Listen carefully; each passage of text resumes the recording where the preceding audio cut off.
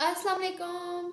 मेरा नेम साई तक है और आज हम पढ़ने वाले हैं ENG 201 लेक्चर नंबर 18। जैसे कि हम अपने प्रीवियस लेक्चर्स में लेटर्स के बारे में पढ़ते रह गए। लेटर 1 हमने पढ़ा, फिर लेटर 2 हमने पढ़ा, उसको डिस्कस किया कि किस तरह से हम बिज़नेस में अब अपने लेटर्स को लिख सकते हैं और अच्छे तरीके से लिख सकते हैं। अब अपनी नॉर्मल लाइफ में भी हम इन बातों को अप्लाई कर सकते हैं। जैसे कि हमारी जो ये बुक है पूरी की पूरी डिपेंड करती है हमारी नॉर्मल लाइफ पर, हमारी बिज़नेस लाइफ पर, बिज़नेस कम्युनिकेशन पर।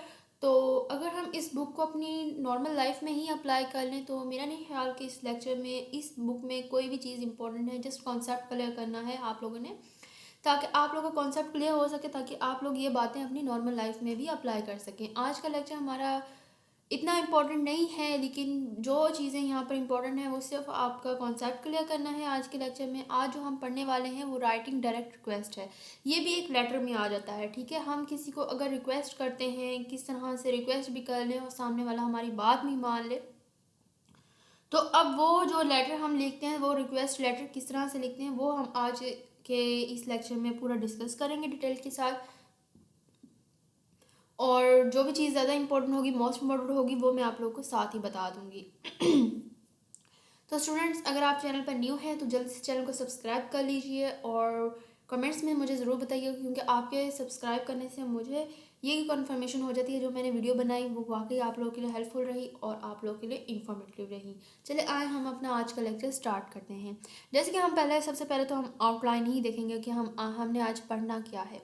ऑर्गेनाइजेशन डायरेक्ट रिक्वेस्ट मैसेज हम किस तरह से ऑर्गेनाइज करते हैं, जो डायरेक्ट रिक्वेस्ट मैसेज होता है वो किस तरह से करेंगे, ठीक है। लेटर वो किस तरह से लिखेंगे। फिर main idea of the direct request, जो मेन आइडिया होगा डायरेक्ट रिक्वेस्ट का वो किस तरह से होगा। फिर इंडिकेट करेंगे योर कॉन्फिडेंस को, ठीक है। हम इंडिकेट करना, ठीक है, अपना जो कॉन्फिडेंस होता है कि जो रिक्वेस्ट किया वो विल बी फील्ड, वो फील्ड हो जाए, ठीक है। प्रोवाइड अ सफिशेंट डिटेल, हम जो प्रोवाइड करेंगे वो सफिशेंट डिटेल होगी ताकि जो रीडर है वो एबल हो के कंप्लाई विद योर रिक्वेस्ट को, जो हमने अपनी रीडर को रिक्वेस्ट की है उससे वो मुतमईन हो जाए, ठीक है। उसके बाद क्लेरिफाई कॉम्प्लिकेटेड रिक्वेस्ट, तो आपकी जो कॉम्प्लिकेटेड रिक्वेस्टेज होंगी, ठीक है, उसको क्लेरिफाई करेंगे, उसको हम वजाहत के साथ मुख्तसर भी करेंगे लेकिन वजाहत भी हम देंगे, ठीक है, with list and tables and list बनाकर उसको।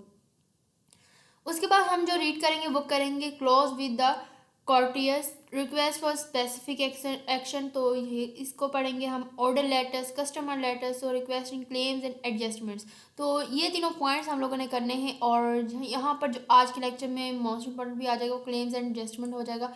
जस्ट हम लोगों ने जो है अपना कॉन्सेप्ट क्लियर करने के, एडजस्टमेंट लेटर कौन सा होता है, क्लेम लेटर कौन सा होता है, कस्टमर लेटर कौन सा होता है, ठीक है। Main idea of direct request का जो होगा हमारा लेटर वो कौन सा होगा, और किस तरह से हम अपने जो रीडर्स हैं उनको कंप्लीट, जो क्लियरली हम उनको दे सकते हैं अपना जो कि अपनी तफसील उनको फराहम कर सकते हैं और वो हमारी जो बात है उस पर वो जो है यहाँ पर वो हो जाए, हमारी बात मान भी ले, ठीक है, एग्री भी हो जाए। हमारी कम्युनिकेशन किस तरह से अब लेटर में अच्छी हो सकती है, तो आज हम यही करने वाले हैं डिस्कस डिटेल के साथ।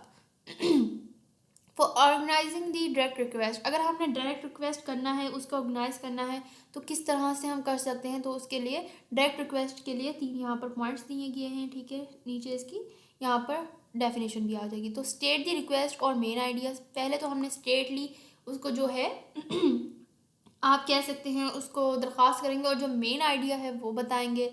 उसके बाद गिव नेसेसरी डिटेल्स, अब आप इधर उधर की बातें नहीं करेंगे उसमें, ठीक है, डायरेक्ट रिक्वेस्ट है। तो आपने जो है जो पूरी ज़रूरत की उसकी डिटेल है, ठीक है ना, तो वो आपने देनी है, ज़रूरी जो तफसीलात होती हैं वो देनी है आपने। उसके बाद close with the cordial request for specific action, आपने एक स्पेसिफिक एक्शन को जाहिर करते हुए उस कॉर्डियल रिक्वेस्ट करनी है आपने। खुशगवार कह लें आप, खुशगवार रिक्वेस्ट, कॉर्डियल रिक्वेस्ट को खुशगवार रिक्वेस्ट भी कह सकते हैं आप। अच्छे तरीके से, अच्छे अंदाज में, स्पेसिफिक एक्शन के साथ आपने क्लोज करनी है उस रिक्वेस्ट को, ठीक है। तो ऑर्गेनाइजिंग डायरेक्ट रिक्वेस्ट इस तरह से ऑर्गेनाइज हो सकती है आपकी इन तीनों पॉइंट्स को देखते हुए। उसके बाद डायरेक्ट रिक्वेस्ट क्या चीज़ है, ठीक है, जो डायरेक्ट रिक्वेस्ट हम कर रहे हैं वो क्या है, उसकी डेफिनेशन क्या है। This approach works well when your request requires no special tact और परसुएशन, जब आपकी कोई दरख्वास्त आपकी जो जब आपकी जो आप कह लें यहाँ पर दरख्वास्त है, दरख्वास्त को कोई ख़ास तदबीर या कायल करना, परसुएट करना, ठीक है, करने की ज़रूरत नहीं है। तो ये एक जो पॉइंट होता है, नुक्ता होता है तो नुक्ता नज़र जो है अच्छी तरह से काम करता है, ठीक है। उसके बाद HKB store managers are certainly interested in helping Levi's increase sales, just a distributor are interested in filling the HKB order. यहाँ पर अब एग्जांपल उसने दी है कि किस तरह से आप डायरेक्ट रिक्वेस्ट कर सकते हैं। जैसे कि उसने कहा कि जो स्टोर के मैनेजर हैं यकीनी तौर पर लेवी की जो फ़रोख्त में इजाफे में मदद करने में दिलचस्पी रखते हैं, HKB ऑर्डर को पुर करने में दिलचस्पी रखते हैं, HKB जैसे तकसीम कार हैं। तो इस तरह से उसने डायरेक्ट रिक्वेस्ट की यहाँ पर कि वो इंटरेस्ट शो करवा रहा है ताकि डायरेक्ट रिक्वेस्ट कर रहा है वहाँ पर। तो मेन आइडिया जो होता है डायरेक्ट रिक्वेस्ट का, मेन आइडिया किस तरह से आएगा, तो यहाँ पर इसने एग्जांपल भी दी है। यहाँ पर general rule for the first part of the direct request is not only to be understood but also to avoid misunderstood, ठीक है। अब ये देखें कि आप जो रिक्वेस्ट कर रहे हैं यहाँ पर फर्स्ट पार्ट जो डायरेक्ट रिक्वेस्ट का होता है उसके पहले हिस्से के लिए अमूमी असूल ना सिर्फ समझना है बल्कि गलत फहमी से बचने के लिए भी है कि आप गलत फहमी से भी बच रहे हैं, यहाँ पर अवॉइड कर रहे हैं। Be aware of the difference between a polite request, आपने अवेयर रहना है, दोनों में डिफरेंस रखना है। एक तो पोलाइट रिक्वेस्ट में in question form which requires no question mark and a question that is part of a request. अब आपने जो है एक बल्कि एक जैसे आप कह लें जो कि सवाल के फॉर्म में एक शाइस्ता दरख्वास्त होती है, ठीक है, पोलाइट दरख्वास्त होती है जिसमें सवाल निशान की ज़रूरत नहीं है, और एक सवाल जो दरख्वास्त का हिस्सा है इसमें फ़र्क से आपने आगाह रहना है। उसके बाद दो हमारे जो यहाँ पर डिफरेंस उसने दे दिया है वो किस तरह से आ जाएगा। एक तो आ जाएगा political request in request form, उसके बाद आ जाएगा question that is part of a request, कि किस तरह से हमारा जो सवाल है जो सवाल जो एक दरख्वास्त का हिस्सा बन जाएगा, ठीक है, और जो सवालिया फॉर्म में हमारी पॉलिटिकल रिक्वेस्ट नज़र आ रही है। अब दोनों में डिफरेंस किस तरह से शो हो रहा है। Would you please help us determine whether the Kate Kingsley is a suitable applicant for a position as landscape designer. उसने कहा कि आप हमें इसका यकीन करने में तयन करने में मदद करेंगे चाहे केट कंग्सली जो है वो मौजू है ज़मीन की तरयन की हैसियत से किसी पोजीशन के लिए दरख्वास्त जो कर रहे हैं रिक्वेस्ट वाले हैं उसके डिज़ाइनर। और दूसरी तरफ उसने क्वेश्चन वाली बात कर दी कि उसने रिक्वेस्ट भी कर दी और साथ में क्वेश्चन भी कर दिया है। Did Kate Kingsley demonstrated to work smoothly with client, उसने कहा क्या केट किंग्सले जो है उसने काम करने का मुजाहरा किया आसानी से मोक्कल के साथ। तो उसने जो क्लाइंट है उसका मोक्कल भी कहते हैं हम तो उसने आसानी से कर दिया। तो यहाँ पर उसने क्वेश्चन भी शो करवा दिया है हमें, और यहाँ पर उसने क्वेश्चन शो करवा दिया, यहाँ पर उसने पॉलिटिकल रिक्वेस्ट शो करवा दी क्वेश्चन फॉर्म में, ठीक है। यहाँ पर उसने क्वेश्चन भी कर लिया और रिक्वेस्ट भी कर ली, तो ये यहाँ पर दोनों के डिफरेंस आ गया। उसके बाद हम आ जाते हैं जस्टिफिकेशन एंड एक्सप्लेनेशन डिटेल की तरफ, कि हमारी जो जस्टिफिकेशन आ जाती है, तफसीलात आ जाती हैं, तो वो क्या होंगी। Call attention to how the reader will benefit from the granting your request, जो इस तरफ तवज्जो दें कि आपकी जो लेटर है, आपका जो दरख्वास्त है, आपने जो दरख्वास्त की, आपने जो रिक्वेस्ट दी, देने से जो आपका रीडर है उसको क्या फ़ायदा होगा, ठीक है। Give detail of your request, आपने डिटेल देनी है जिससे आप रिक्वेस्ट कर रहे हैं, अपनी दरख्वास्त की तफसीलात बताएं आप जो आप रिक्वेस्ट कर रहे हैं। आज the most important question first, सबसे पहले तो आपने मोस्ट इंपॉर्टेंट क्वेश्चन पूछने, देन आज रिलेटेड, उसके बाद आपने रिलेटेड बातें पूछनी। मोस्ट स्पेसिफिक क्वेश्चन, बहुत ज़्यादा जो स्पेसिफिक और ख़ास क्वेश्चन हों वही पूछने, आपने इरेलीवेंट बातें नहीं करनी है। Use number list when you are requesting the several items और आंसर्स, तो सबसे पहले अहम सवाल पूछें, फिर मुतलका, फिर मज़ीद मखसूस सवालात आपने पूछने हैं। उसके बाद ऑर्डर लेटर, ऑर्डर लेटर क्या होता है। अब ऑर्डर लेटर यहाँ से आपको नाम से ही पता चल रहा है कि ऑर्डर लेटर क्या है। ऑर्डर लेटर देखें, कोई चीज़ आप देखें आप ऑर्डर कर रहे हैं किसी चीज़ को, ठीक है, तो वो परचेज़ की चीज़ हो जा सकती है, वो कोई और भी चीज़ हो सकती है आपकी बिज़नेस में, और कोई चेंजिंग है, आपने स्टाफ को लेटर लिख रहे हैं, तो एक ऑर्डर लेटर में वो शमूलियत रखता है, ठीक है। आप देख सकते हैं कि ऑर्डर लेटर है। तो ऑर्डर से ही ज़ाहिर हो रही है उसकी डेफिनेशन। तो an order letter is known as a PO और परचेज ऑर्डर लेटर, जैसे कि ऑर्डर लेटर पीओ या ख़रीदारी के ऑर्डर लेटर के नाम से भी जाना जाता है। ठीक है, पीओ परचेज ऑर्डर। यहाँ पर मैं इसको हाईलाइट कर देती हूँ क्योंकि यह आप लोग के एमसीक्यूज बनकर आ सकते हैं कि पीओ की ऑब्जर्वेशन अब्रीवेशन जो एब्रीवेशन होती है वो क्या बन सकती है, तो वो बन सकती है परचेज ऑर्डर। तो ये आप लोगों ने डिफरेंस यहाँ पर याद रखना है कि पीओ जो है उसको हम परचेज ऑर्डर भी बोलते हैं। ठीक है, परचेज ऑर्डर लेटर। तो यहाँ पर हम आ जाते हैं, it begins the paper tell of the specific purchase. The objective of an order letter is to provide the vendor with detailed instructions for fulfilling an order। यहाँ पर देखेंगे एक मखसूस ख़रीदारी के कागजी पकड़नी से शुरू होता है। ऑर्डर लेटर का मकसद दुकानदार को ऑर्डर की तकमील के लिए तफसीली हदायत फराहम करना है। उसके बाद आ जाता है प्लेसिंग ऑर्डर। अब प्लेसिंग ऑर्डर क्या होता है? Orders letters are like good mail other order forms, although they also provide more room for the explaining special needs. When placing an order, you don't need to excite your reader's interest. Just state your needs clearly and directly.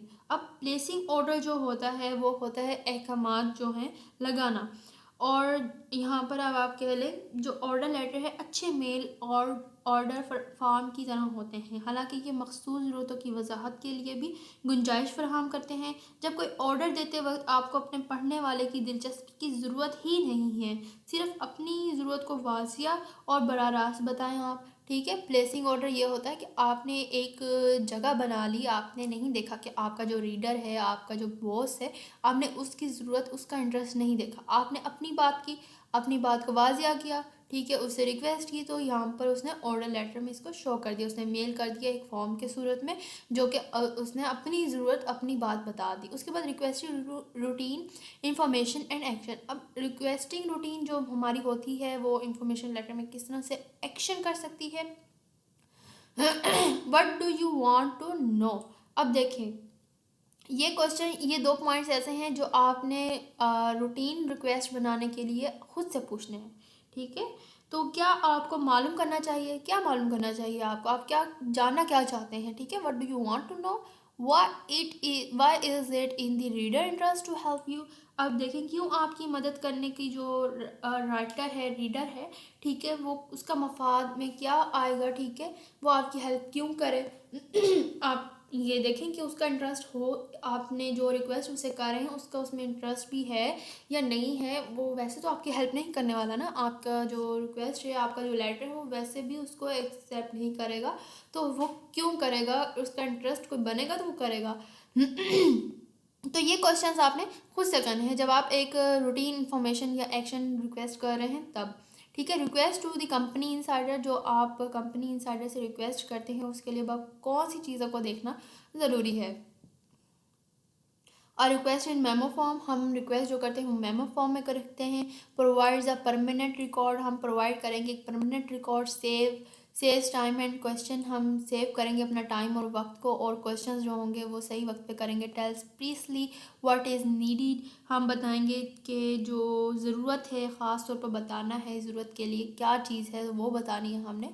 तो the basic request is stated at the beginning, हम जो basic request है हमारी वो हम शुरू में ही बता देंगे कि क्या हमारी ज़रूरत बन रही है। The next 2 paragraph explain the problem that made the inquiry necessary. अब देखें कि अगर अगले जो 2 पैराग्राफ हैं इस मसले की वजाहत करते हैं जिसकी वजह से इंक्वायरी ज़रूरी होगी। उसके बाद the final paragraph request action and with the bullet in the question are makes a response day. उसके बाद हम देखेंगे जो आखिरी पैराग्राफ होगा वो कार्रवाई की दरख्वास्त करता है, और अंदरूनी जो सवालनामे के साथ जवाबी दिन बताना है। ठीक है, कि आपने कहना है कि आखिरी जो पैराग्राफ है उसमें आपने एक तो क्वेश्चन भी बना दिया और आपने कह दिया कि मेक अ रिस्पॉन्स डे, कि मुझे रिस्पॉन्स भी दिया जाए।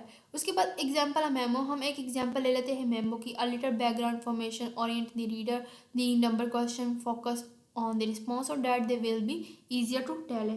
देखिए मिसाल के तौर पर उसने मेमो की एक मिसाल ले ली कि मेमो को हम एक सेंट्रल क्वेश्चन किस तरह से बना सकते हैं। पस मंज़र जो होता है, हमारा पॉइंट ऑफ व्यू जो होता है, बैकग्राउंड आप कह लें, ठीक है, बैकग्राउंड जो हमारा है उसकी एक छोटी सी मालूमात जो है वो रीडर को मरगूब करती है। किए गए जो हमारे सवालात होते हैं वो जवाबात पर पूरे डिपेंड कर रहे होते हैं। उसके बाद ताकि इनकी तादाद आसानी से मालूम हो सके, उसके बाद आ जाता है कस्टमर सर्विस। अब कस्टमर सर्विस क्या है, हम कस्टमर की जो सर्विस देते हैं, कस्टमर सर्विस है वो क्या आ जाती है जब हम बिजनेस लेवल में चले जाते हैं और कस्टमर सर्विस दे रहे हैं तो वो क्या होगी। It is the department or function of an organization that respond to inquiries or complaints from the customer of that organization. देखें, एक जो हमारा ग्राहक है, हमारा जो इंफॉर्मेशन लेने आया है, ठीक है, ऑर्गेनाइजेशन का जो महकमा या काम है, जो इस तंजीम के जो हमारे सार्फिन हैं, जो हमारे कस्टमर्स हैं, उनकी इंक्वायरी या शिकायत का जवाब देता है। ठीक है, कस्टमर सर्विस ये होती है कि अगर आप कहीं पर जॉब कर रहे हैं और कस्टमर कोई आ रहा है, वहाँ पर आप उसको पूरी पूरी सर्विस दे रहे हैं, आप उसको पूरा पूरा बता रहे हैं, आप अपनी कंपनी के बारे में उसको A to Z डिटेल दे रहे हैं, उसको कोई भी इशू है तो आप उसको पूरी पूरी डिटेल दे रहे हैं, उसकी पूरी पूरी हेल्प कर रहे हैं। अगर उसको ज़रा भी आपकी कंपनी से या किसी भी आपके प्रोडक्ट से कोई भी इशू है तो इसको कहते हैं हम कस्टमर सर्विस। तो आपको नाम से भी जाहिर हो रहा होगा कि कस्टमर सर्विस किस तरह से है। जैसे आप जैज़ की फ्रेंचाइज में चले जाएँ, जोंग की फ्रेंचाइज में चले जाएँ, वहाँ पर कस्टमर सर्विस चल रही होती है। या आप किसी भी शॉप पर चले जाएँ, आप तो बिज़नेस लेवल में चले जाएँ, कहीं पर बैंक में चले जाएँ, तो वहाँ पर कस्टमर सर्विस होती है। अब आप जाकर वहाँ पर पूरी पूरी अपनी डिटेल लेते हैं। तो जो अच्छे वहाँ पर होते हैं, हमारे स्टाफ अच्छा है जैसे कि, तो वो पूरे पूरा डिटेल दे रहे हैं। कॉलेज में, यूनिवर्सिटी लेवल में तो पूरा पूरा दे रहे हैं। वो क्या कर रहे हैं, वो कस्टमर सर्विस कर रहे हैं, अपने कस्टमर्स को पूरी पूरी इंफॉर्मेशन प्रोवाइड कर रहे हैं। कस्टमर्स में कम्युनिकेट इन अ पर्सन और via writing, corresponding, toll, telephone, etc. तो वही बात आ गई कि जो हमारे कस्टमर्स हैं वो ज़ाती तौर पर या तो रिटर्न ख़त या किताबात हैं, ठीक है, वो टूल, टेलीफोन वगैरह के ज़रिए बातचीत कर सकते हैं। अब जैसे कॉल पर हम कस्टमर सर्विस होती है, आप देख सकते हैं इन्होंने टेलीफोन की एग्जाम्पल इस तरह से दी है। जैसे अब हम कॉल करते हैं, जैस के हेल्पलाइन पर कॉल कर दी, जोंग की हेल्पलाइन पर कॉल कर दी, या कोई भी हमारी प्रॉब्लम होगी तो वहाँ पर हमने हेल्पलाइन पर कॉल कर दिया, तो ये हमारी कस्टमर सर्विस होगी कि वो जो आगे सर्विस वाले बैठे हैं वो हमारी पूरी पूरी हेल्प कर रहे हैं। Various techniques are use to generate the correspondence back to the customer, including the checklist from the letters, typewritten letters, computer letters, फिर in type or computer generated the personalized the letters. Typewritten letters are the best for irritated, complete or the special situation. Computer letters combine the benefits of personalization with the efficiencies of automation.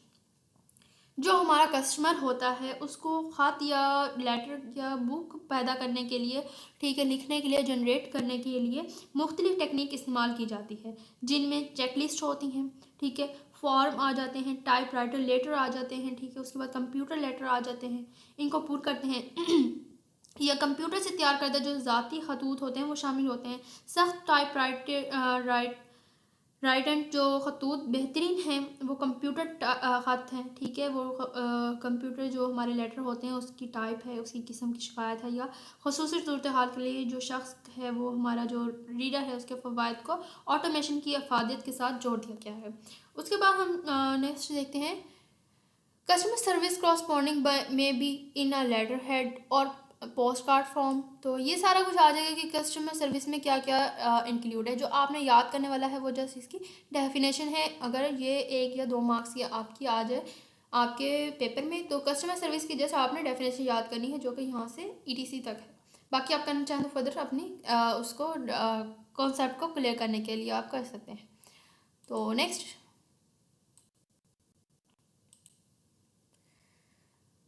उसके बाद हम देख लेते हैं जो structure of customer letters आ जाएगा। यहाँ पर हमने कस्टमर सर्विस में जो पढ़ा, तो कस्टमर सर्विस में यही होता है कि कस्टमर सर्विस अगर हम अच्छी देंगे तो ये होता है कि जो हमारे ग्राहक हैं, कस्टमर्स हैं, वो बार बार भी आते हैं, तो यहाँ पर परमानेंट भी कस्टमर हो जाते हैं। अगर हम अच्छी चीज़, अच्छा प्रोडक्ट देते हैं, अच्छा उनको डील करते हैं, तो यहाँ पर बिज़नेस कम्युनिकेशन में हमारा यही चीज़ हमें सिखाई जाती है कि अगर हम कस्टमर सर्विस अच्छी देंगे, हमारे स्किल्स अच्छे होंगे कम्युनिकेशन के, तो जो हमारे कस्टमर्स हैं वो परमानेंट भी हो जाएंगे। उसके बाद हम नेक्स्ट चले जाते हैं स्ट्रक्चर ऑफ कस्टमर लेटर। अब स्ट्रक्चर क्या है कस्टमर लेटर की, वो किस तरह से बन सकता है। The opening paragraph states the person reason for the letter. अब सबसे पहले तो इफ्तिताई पैराग्राफ में आपने स्ट्रेटली लिख देना है जो रीज़न है उस लेटर को लिखने की।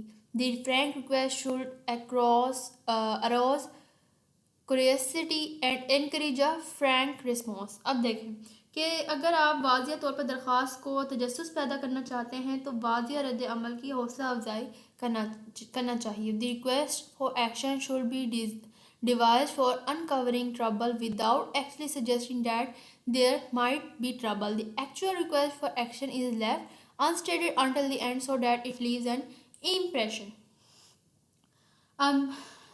जैसे कि एक हमें मुश्किल हो सकती है यहाँ पर, ठीक है, ट्रबल हो सकती है कि जो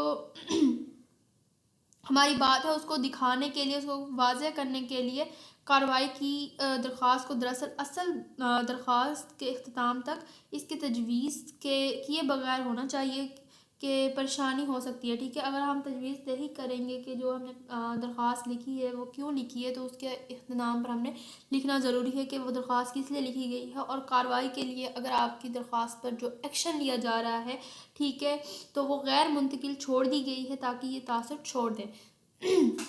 यहाँ पर आपने बताना है जो स्ट्रक्चर कस्टमर लेटर होता है कि आपने कस्टमर लेटर लिखा तो वो क्या लिखा हुआ, आपने स्टार्ट में अपनी रीज़न बता देनी है कि आपको ये प्रॉब्लम आ रही है अपने ये प्रोडक्ट से, तो हमें पूरा यहाँ पर रिस्पॉन्स दिया जाए या हमारी जो प्रॉब्लम है उसको सॉर्ट आउट किया जाए, तो वो कस्टमर लेटर इस तरह से लिखेंगे। उसके बाद क्लेम हो जाता है। क्लेम लेटर क्या होता है कि अगर यहाँ पर दावा करना होता है कि अगर किसी कोई प्रोडक्ट आपने ले ली, पेमेंट ख़रीद ली, पेमेंट दे दी है, अब वो वहाँ पर लॉस हो गया है तो आप क्लेम भी कर सकते हैं, तो क्लेम लेटर भी होता है।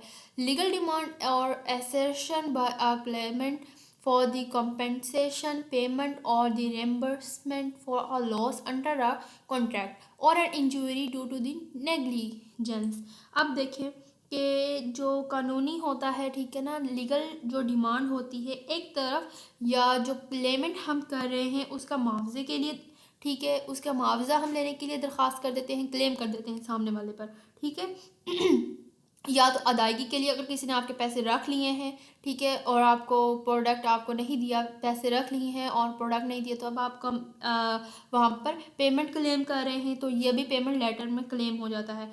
या फिर ऑफसेट के लिए एक आप कर रहे हैं, ठीक है, एक के लिए नुकसान, एक के तहत मुआहिदा किया, या एक चोट की वजह से करने के लिए गफलत हो गई किसी से, तो वहाँ पर भी आप क्लेम कर रहे हैं कि किसी वजह से चोट लग गई है या इंजरी हो गई है, ठीक है, आपके लॉस हो गया है, तो यहाँ पर अब आप क्लेम कर रहे हैं। ये होता है क्लेम लेटर। सो जस्ट आज के हमारे जो लेक्चर में है वो हमने यही देखना है कि लेटर कौन कौन से होते हैं और बिजनेस में हम कौन कौन से लेटर यूज़ करते हैं, किस तरह से वो लिखते हैं, तो क्लेम लेटर ही आ जाएगा। उसके बाद एडजस्टमेंट लेटर। अब एडजस्टमेंट लेटर क्या होता है कि आपने कहीं पर कोई प्रॉब्लम अपनी शो करवा दी, ठीक है, कोई पॉलिसी शो करवा दी, ठीक है। अब जैसे कि यहाँ पर कस्टमर लेटर था, तो कस्टमर ने यहाँ पर लेटर दिया, तो उसने आगे से जो रिस्पॉन्स दिया वो एडजस्टमेंट लेटर था कि उसकी जो एडजस्टमेंट हो गई, ठीक है, उसका जो क्लेम था वो अप्रूव हो गया, ठीक है, उसकी बात को एडजस्ट कर लिया गया है। तो एडजस्टमेंट लेटर क्या होगा और किस तरह से लिखते हैं? It is the process of handling and the settling claims or the amount requested by a policyholder or the claimant because of the loss or damage। देखें, ये दावे निपटाने के लिए, ये क्लेम्स जो हमने किए उसको निपटाने के लिए, ख़त्म करने के लिए, सॉर्ट आउट करने के लिए, उसको तय करने के लिए या अमल है, ये एक अमल है, ठीक है, या किसी नुकसान या नुकसान की वजह से कोई पॉलिसी होल्डर या दावेदार के ज़रिए दरख्वास्त की गई रकम, ठीक है। उसके बाद adjustment letter is a return to offer brief description of the cause dissatisfaction and prepare the necessary action. Adjustment letter is a letter that answers the complaint letter. The answer may either be a refusal or a grant। देखें, हम जो adjustment letter होता है वो complaint letter को complete करने के लिए होता है, उसका आंसर देने के लिए होता है। तो ये आप लोगों से क्वेश्चन किया जा सकता है शॉर्ट क्वेश्चन में कि एडजस्टमेंट लेटर किस लिए यूज़ किया जाता है, ठीक है। एडजस्टमेंट लेटर जो यूज़ किया जाता है, ये बात आपने याद रखनी है, वो लेटर होता है आंसर देने के लिए कंप्लेंट लेटर का, ठीक है। आपने कहीं पर कंप्लेन कर दी तो उसने आपको रिटर्न में एडजस्टमेंट लेटर दिया, तो यहाँ पर अब देखें कि ज़रूरी जो कार्रवाई को तैयार कर देखें, अदम इत्मीनान की वजूदा के बारे में जो मुख्तसर तफसील पेश करने उस ज़रूरी कार्रवाई को तैयार करने के लिए एडजस्टमेंट लेटर लिखा गया है। एडजस्टमेंट लेटर एक शिकायत ख़त के जवाब में एक ख़त है। जवाब या तो इनकार या ग्रांट हो सकता है। अब जवाब कुछ भी हो सकता है। अब आपने क्लेम कर दिया, अब वो मानते हैं सामने वाले या नहीं मानते, अब वो तो कंपनी के ऊपर डिपेंड है, ये तो बिज़नेस के ऊपर डिपेंड है, ठीक है। लेकिन वो आपको एडजस्टमेंट लेटर आपको रिटर्न करेंगे कि आपने जो दावा किया, आपने जो कंप्लेन लेटर लिखा, तो उसका जो वो आंसर भी दे रहे हैं वो लेटर में ही दे रहे हैं, तो एडजस्टमेंट लेटर में दे रहे हैं। उसका हाँ में आंसर हो सकता है कि आपने जो क्लेम किया तो वो उसका खमियाजा भुगतने को तैयार हैं, वो उसको फिल करने के लिए, उसका आपको सर्विस पूरी देने के लिए, सर्विस आपकी करने के लिए तैयार है। यहाँ पर स्ट्रक्चर कस्टमर लेटर आ जाएगा, ठीक है। जो सर्विस है वो कस्टमर सर्विस करने को तैयार है। लेकिन अगर वो नहीं तैयार तो वो कह देंगे कि हम एडजस्टमेंट लेटर नहीं मानते। एडजस्टमेंट लेटर में सॉरी आपको बता देंगे कि ये आपका रिफ्यूज़ल आया है, ठीक है। तो उसके बाद आ जाता है रिक्वेस्टिंग क्लेम्स एंड एडजस्टमेंट। यहाँ पर ये आप लोग का एमसीक्यूज बनकर आ सकता है। क्लेम्स जो होता है वो फॉर्मल कंप्लेंट्स होती हैं और एडजस्टमेंट जो होती है वो क्लेम सेटलमेंट होती है। अब क्लेम्स फॉर्मल कंप्लेंट कैसे होती है, आपने कंप्लेंट की तो वो फॉर्मल लैंग्वेज में कंप्लेंट की, ठीक है, एक रस्मी तरीके से कंप्लेंट की, एक बिजनेस लेवल पर आपने एक कंप्लेंट कर दी, बिजनेस लैंग्वेज में आपने कंप्लेंट कर दी। मैं अपने प्रीवियस हर लेक्चर में आपको फॉर्मल में फ़र्क बता चुकी हूँ कि फॉर्मल लैंग्वेज भी, फॉर्मल का वर्ड जहाँ भी आ जाए, फॉर्मल का मतलब रस्मी होता है। अब फॉर्मल से बात जो करना होता है वो होता है बिजनेस लेवल में, जैसे आप किसी मैम या बॉस से बात करें। लेकिन इनफॉर्मल जो होता है वो होता है फ्रेंडली लैंग्वेज यूज़ करना, जैसे हम इजीली टॉक करते हैं अपने फ्रेंड्स के साथ। तो एडजस्टमेंट लेटर अब क्या होता है, एडजस्टमेंट लेटर में होता है क्लेम सेटलमेंट, जो कि हमारे क्लेम का जो आंसर दिया जाता है लेटर की सूरत में तो वो क्लेम सेटलमेंट कहलाता है, ठीक है। उसको हम एडजस्टमेंट लेटर तो कहते हैं, क्लेम सेटलमेंट भी उसको कहते हैं। You are entitled to request adjustment whenever you receive a product or experience service that doesn't live up to these previous standards। अब देखें, जब भी आपको कोई मजनू या तजर्बा सर्विस मिलती है तो जो सप्लायर के मियार के मुताबिक नहीं होता है, आपको एडजस्टमेंट की दरख्वास्त करने का हकदार है। अगर आपने कोई चीज़ ख़रीदी, आपको दिखाया कुछ गया बिजनेस में, ठीक है, एक सामने वाले की कम्युनिकेशन बहुत अच्छी थी, उसकी स्किल बहुत अच्छी थी, ठीक है, उसने आपको वो चीज़ दे दी, ठीक है, आपने अब वहाँ पर तो बड़े खुश होकर, यानी कि उसने लाइटिंग वगैरह दिखाकर अपना प्रोडक्ट आपको सेल कर दिया। लेकिन जब आप घर आए, आपने उस चीज़ को यूज़ किया तो वो तो वैसे निकली ही नहीं।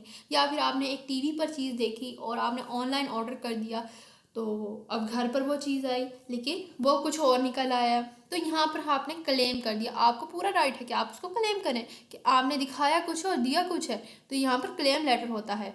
तो उसके बाद आ जाता है क्रेडिट रिक्वेस्ट। अब क्रेडिट रिक्वेस्ट क्या चीज़ है यहाँ पर, it is the type of request for credit, oral और रिटर्न। अब क्रेडिट रिक्वेस्ट जो होती है उसकी टाइप होती है ओरल भी और रिटर्न भी। तो ये भी आप लोगों का एमसीक्यूज बनकर आ सकता है कि जो क्रेडिट रिक्वेस्ट होती है वो क्या चीज़ होती है, ओरल भी हो सकती है और रिटर्न भी हो सकती है। तो made in accordance with the procedures established or practice followed by the creditor for the type of credit requested। यहाँ पर जो क्रेडिट रिक्वेस्ट्स होती हैं, हमारी क्रेडिट रिक्वेस्ट होती है, ये क्रेडिट के लिए दरख्वास्त की वो किस्म है जो कि औरल भी हो सकती है, ज़ुबानी भी हो सकती है और रिटन फॉर्म में भी हो सकती है, जो तरीक़ाकार या तरीक़ाकार के मुताबिक बनाया जाता है, जिसके बाद कर्ज़ लेने वाला होता है उसके ज़रिए एक लेटर की गई क्रेडिट होती है। उसके बाद मेकिंग रूटीन क्रेडिट रिक्वेस्ट, एक रूटीन बनाई जाती है जो क्रेडिट रिक्वेस्ट की होती है। तो वो किस तरह से बनती है, the first step in the request credit is to get an application form. हम एक जो फर्स्ट स्टेप होता है रिक्वेस्टेड क्रेडिट का तो वो एप्लीकेशन फॉर्म में होता है। The second step is to supply the necessary information. दूसरे स्टेप में हम उस एप्लीकेशन में पूरी ज़रूरत की इंफॉर्मेशन फराहम कर देते हैं। Order letters are often combined with the request. अब जो ऑर्डर लेटर होता है वो ऑफ्टन कंबाइंड है with the request for credit. अब क्रेडिट के साथ ही वो कंबाइन करता है जो एक ऑर्डर लेटर है। ऑर्डर लेटर अक्सर क्रेडिट की जो दरख्वास्तों के साथ मिल जाते हैं। उसके बाद यहीं पर हमारा आज का लेक्चर एंड होता है, बस यहीं तक था हमारा। तो आज के लेक्चर में जो हमने पढ़ा वो सिर्फ हमने कॉन्सेप्ट अपना क्लियर किया कि क्रेडिट लेटर किस तरह से रिक्वेस्ट होती है, ठीक है, एडजस्टमेंट लेटर क्या होता है, क्लेम लेटर क्या होता है, उसके बाद जो यहाँ पर स्ट्रक्चर ऑफ कस्टमर लेटर क्या है, ठीक है, उसके बाद कस्टमर सर्विस क्या है। अगर आप कस्टमर सर्विस अच्छी नहीं देंगे तो आपका कस्टमर कभी भी परमानेंट नहीं हो सकता है, ठीक है। अगर आप चाहते हैं आपका बिजनेस बहुत ज़्यादा अरूज पर जाए तो आप कस्टमर सर्विस बहुत अच्छी दें, ठीक है, ताकि एक कस्टमर जो है वो बार बार आए, ठीक है, खुद ना आए, उसको काम नहीं है तो वो सामने वालों को आपकी तारीफ़ करने पर मजबूर हो जाए, ताकि कभी भी कोई जिक्र करे आपसे तो आप कहें नहीं ये कंपनी ये प्रोडक्ट बहुत ज़बरदस्त है, आप भी यूज़ करें, ठीक है। कस्टमर सर्विस ये होती है। फिर उसके बाद हमने मेमो को देखा, मेमो का हमने एक्सप्लेनेशन हमने पहले भी अपने प्रीवियस लेक्चर में पढ़ी थी। फिर उसके बाद कंपनी इंसाइडर में जो रिकॉर्ड होता है वो कैसे हम मेमो में फॉर्म में रिक्वेस्ट कर सकते हैं, तो उसके पॉइंट्स पढ़े हमने। प्लेसिंग ऑर्डर लेटर क्या होता है, ऑर्डर लेटर क्या होगा, ठीक है, और उसके बाद यहाँ पर main idea of the request क्या होगा, डायरेक्ट रिक्वेस्ट क्या होती है, उसके बाद ऑर्गेनाइजिंग डायरेक्ट रिक्वेस्ट क्या होती है। तो ये सारे लेटर्स के नाम थे, ठीक है, कि ये लेटर्स होते हैं। आपने कुछ भी नहीं करना है अपने इस लेक्चर में। आपको अगेन बताऊंगी कि आपने जो याद करना है, सिर्फ आपने कॉन्सेप्ट क्लियर करना है। सर्विस लेटर क्या है, एडजस्टमेंट लेटर क्या है यहाँ पर, और क्लेम लेटर क्या है। आपने इन बातों को क्लियर करना है कि ऑर्डर लेटर क्या है। ये चीज़ें आप लोगों ने माइंड में क्लियर रखनी है कि ये लेटर कहाँ पर यूज़ होते हैं, किस तरह से यूज़ होते हैं। उम्मीद करती हूँ आप लोगों का कॉन्सेप्ट क्लियर हो गया होगा आज के लेक्चर के। लेकिन अगर फर्दर आपको कोई भी कन्फ्यूजन है मेरे लेक्चर्स के अकॉर्डिंग मेरा कमेंट सेशन ऑन है, आप लोग मुझसे कमेंट में पूछ सकते हैं।